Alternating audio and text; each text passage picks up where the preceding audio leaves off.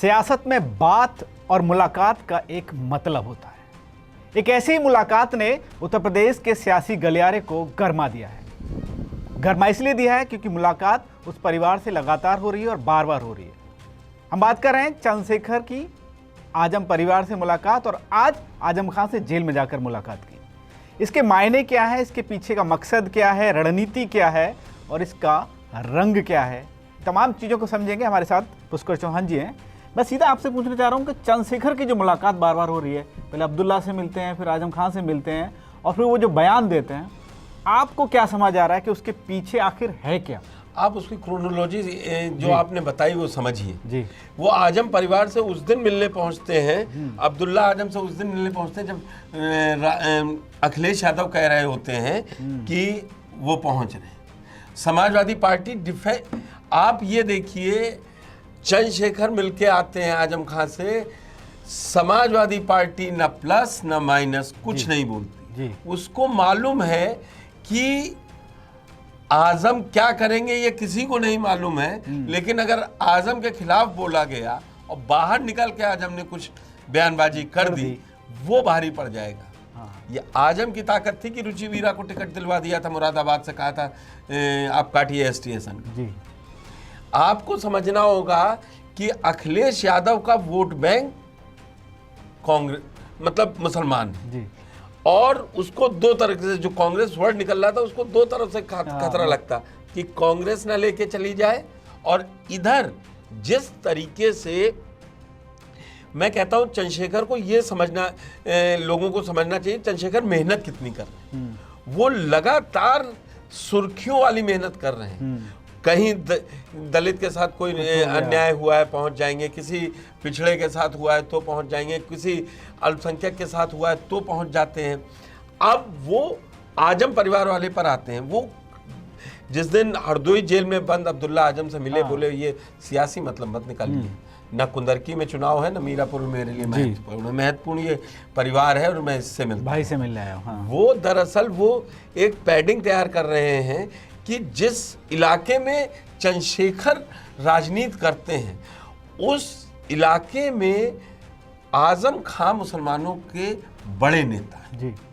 वो कोई कुछ भी कहता रहा है कि, लेकिन आजम खान ने खुद को ये साबित किया है कि वो जमीन से उठ के ऊपर तक पहुंचे और वो समझते हैं दर्द क्या होता है। मैं बीजेपी या आरएसएस के आरोपों पर नहीं जाता हूं कि इन्होंने ये रुपया कमाया। आप वहाँ के जो निचले तबके के मुसलमान हैं या धनाढ्य मुसलमान भी हैं, पीतल कारोबारी या दरी का कालीन का काम करने, वो कहते हैं मुसलमानों के हक के लिए आजम खान ने हमेशा बात की। बिल्कुल। तो लेकिन क्या इस मुलाकात के बाद जो अब बात आती है अगर मुस्लिम वाली, वोट बैंक पे तो नजर होगी ना कहीं, और उसका अगर अभी कोई नफा नुकसान नहीं हो रहा है तो क्या भविष्य में कोई नफा नुकसान कहीं हो सकता है?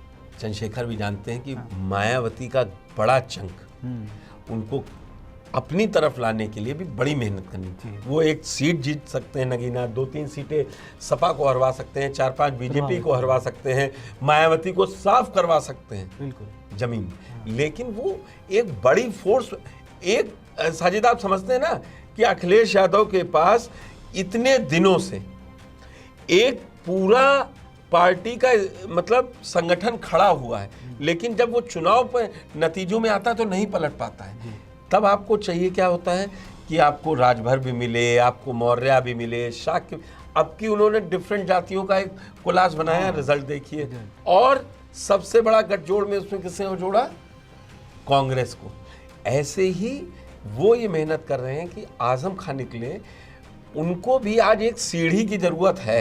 और अखिलेश यादव, आपको 22 का चुनाव याद होगा, अपनी प्रेस कॉन्फ्रेंस अपनी गाड़ी में लेके घूमे बिल्कुल, और अखिलेश 22 में किस किस को लेके घूमे और कब उतार दिया, कब गाड़ी वापस मंगा ली, किसी छुपा नहीं है।